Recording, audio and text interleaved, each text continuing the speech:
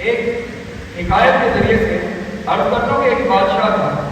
بادشاہ کے پاس درباری آتے ہیں، لوگ آتے ہیں، اور بادشاہوں کا یہ طریقہ کار تھا کہ جب انہیں کوئی اچھی بات لگتی ہے اس بات کے اوپر وہ انہیں تحفہ بھی دیتے ہیں، انہیں انعام و اکرام بھی دیتے ہیں. جب کوئی بات بری لگتی ہے نا وہ پھر فوراً انہیں سزا بھی دیتے ہیں ان کی طبیعت کے مطابق بادشاہوں کی. تو بادشاہ کے پاس ایک بندہ آیا اور اس نے کہا کہ میں آپ سے کچھ بات کرنا چاہتا ہوں. بادشاہ نے اجازت دی. اب جب اجازت دی بادشاہ کے قریب آیا، بادشاہ سے کہا اے بادشاہ، جو محسن ہے، جو احسان کرنے والا ہے، احسان کرنے والے کے ساتھ احسان کرو، اور جو برائی کرنے والا ہے اور برائی کرنے والے کی برائی کو چھوڑ دو، اس کی برائی خود ہی اس سے انجام، اس کا بدلہ لے گی.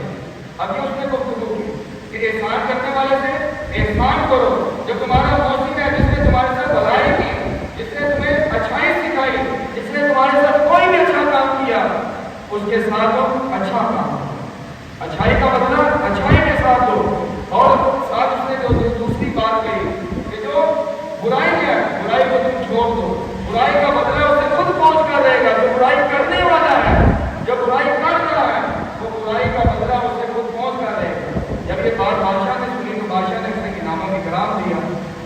جب انعام و اکرام دے دیا، اب اس کے جو درباری تھے، اب درباری کے اندر اس کا جو وزیر تھا، اس کے دل کے اندر یہ حسد بڑھا. اب اس کے یہ ایک عام سا آدمی جو بادشاہ کے پاس آیا اور بادشاہ کو اس نے ایک معمولی سی بات کہی اور بادشاہ نے اسے انعام و اکرام سے نواز دیا. یہ جو انعام و اکرام میرے پاس ہونا چاہیے، یہ جو اسے عزت ملی ہے، یہ عزت اسے نہیں ملنی چاہیے تھی، یہ عزت تو مجھے ملنی چاہیے. یہ جو حسد کا معنی ہے، یہ جو حسد کا مطلب ہے، حسد کا جو میننگ ہے کہ کسی بندے کو اللہ عز و جل نے کسی بندے کو انعام دیا، اللہ عز و جل نے عزت دی، اللہ عز و جل نے متاع دیا، اللہ عز و جل نے دولت دی، شہرت دی، اللہ عز و جل نے کوئی بھی نعمت عطا کی. اب جو سامنے ہے، جو حسد کرنے والا، جو حاسد ہے، اس کے دل کے اندر یہ خیال آتا ہے کہ جو اسے نعمت ملی ہے، جو اسے انعام و اکرام ملا ہے، اللہ عز و جل اس سے چھین لے اور مجھے ملے. یہ ہے حاسد.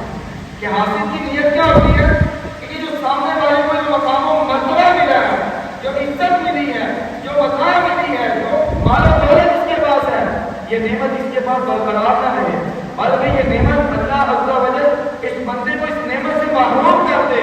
اور یہ نعمت مجھے ملے یا نہ ملے، لیکن یہ جو بندے کے پاس جو نعمت موجود ہے، اللہ عز و جل اس نعمت سے اس بندے کو محروم کر دے. یہ اس کی نیت ہوتی ہے. گویا کہ وہ اللہ عز و جل کی جو تقسیم ہے اس پر وہ راضی نہیں ہے. اللہ عز و جل نے دولت عطا کی، اللہ عز و جل نے منصب عطا کیا، اللہ عز و جل نے شہرت عطا کی، اللہ عز و جل نے مال و دولت دیا، جو بھی انعام و اکرام دیا، یہ اللہ عز و جل کی عطا ہے. لیکن جب وہ حاسد دیکھتا ہے تو حاسد دیکھنے والا کیا کہتا ہے؟ اس کے دل کے اندر یہ خیال آتا ہے یہ جو چیز اس کو ملی ہے، اس کے بجائے یہ مجھے مل جائے اور اس سے یہ محروم ہو جائے. گویا کہ وہ اللہ عز و جل کی جو تقسیم کاری ہے اس کے اوپر وہ ناراضگی کا اظہار کر رہا ہے. اسی طرح وہ بادشاہ کے جو وزیر تھا، اب اس عام بندے کو انعام و اکرام ملا. اب وہ باہر نکلا، اب وہ وزیر اس کے پاس گیا، اس نے کہا یا میں تمہاری دعوت کرنا چاہتا ہوں. اس نے دعوت کو قبول کر لیا اور بادشاہ کے پاس گیا. دعوت دینے سے پہلے کہا کہ جسے آپ نے انعام و اکرام دیا ہے وہ بندہ تو آپ کے بارے میں بڑی نیگیٹو باتیں کرتا ہے. وہ کہتا ہے کہ بادشاہ کے منہ سے تو بدبو آتی ہے. اب بادشاہ کو غصہ تو آیا، لیکن اس کے پاس کوئی گواہ، کوئی شہادت موجود نہیں تھی. اس نے کہا تم اسے ثابت کرو. اس نے کہا ٹھیک ہے، اسے ثابت کر دیں گے. اب بادشاہ نے کہا ٹھیک ہے، پھر اسی وقت پر اسے بلا کر اس کا اقرار کروا لیں گے. اب وہ جو بندہ تھا، جو درباری تھا، اسے باہر لے کر گیا، اسے دعوت دی، اس نے دعوت کو قبول کر دیا. اب اپنے گھر لے کر گیا اور ایسا کھانا اس کے لیے اس کے سامنے پیش کیا جس کے اندر لہسن بہت زیادہ تھا. اب اس نے اس کی دعوت کو قبول کیا، کھانا کھایا. جیسے اپنے گھر پہنچتا ہے وہاں پر بادشاہ کا بلاوا آ جاتا ہے قاصد بلانے کے لیے. اب وہ قاصد کے بلانے کے ساتھ بادشاہ کے دربار میں حاضر ہوتا ہے. جیسے بادشاہ کے دربار میں آیا، بادشاہ نے کہا کہ جو تم نے مجھے وہ بات سنائی تھی وہ مجھے دوبارہ سنا. اس نے کہا احسان کرنے والے کے ساتھ احسان کرو، برائی کرنے والے کو چھوڑ دو، برائی اس کو خود ہی انجام اس کا پہنچا دے. اب بادشاہ نے کہا میرے قریب آ کے مجھے. اب وہ جیسے بادشاہ کے قریب گیا، اب اس کے منہ سے تو سمجھ آ رہی تھی، بدبو اس کے اپنے منہ سے آ رہی تھی، بادشاہ کے منہ سے نہیں آ رہی تھی۔ لیکن وہ جو بات اس نے بادشاہ کے ذہن میں وزیر نے بٹھائی تھی، اس نیگیٹو بات کی وجہ سے اب جب عام بندہ بادشاہ کے قریب کیا، اس نے اپنے منہ کے اوپر ہاتھ رکھ دیا۔ اب اس کی نیت کیا تھی کہ میرے منہ کے جو بدبو ہے وہ بادشاہ کے وہ نہ پہنچے، اسے محسوس نہ ہو میری بدبو۔ لیکن بادشاہ کے ذہن کے اندر آیا کہ ہاں میرے منہ سے بدبو آ رہی ہے، اس لیے لوگوں سے بات کرتا ہے۔ اب جب اس نے بات کی، وہ قریب آیا اور بادشاہ نے اسے ایک انعام و اکرام کے لیے خط لکھا۔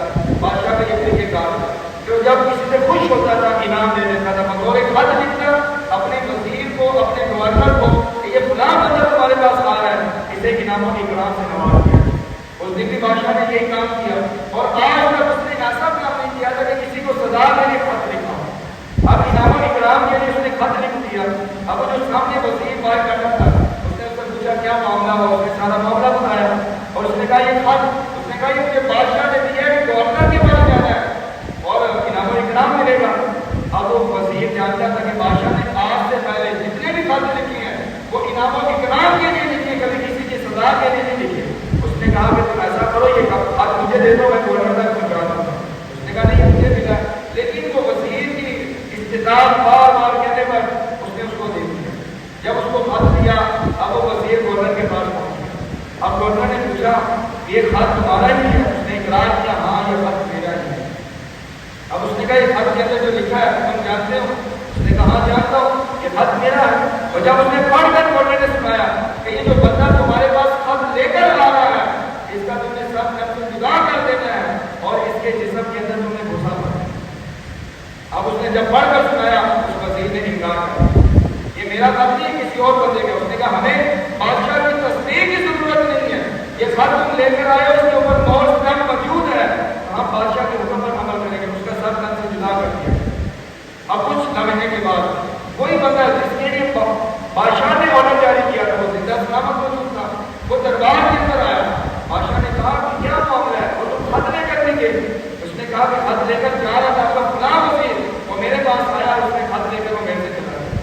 اس نے کہا ٹھیک ہے، اب اسے معاملہ سمجھ آ گیا، اور پھر اس نے اس سے پوچھا کہ تم نے میرے پاس جب میرے قریب آئے تو تم نے اپنے منہ کے اوپر ہاتھ کیوں رکھا تھا؟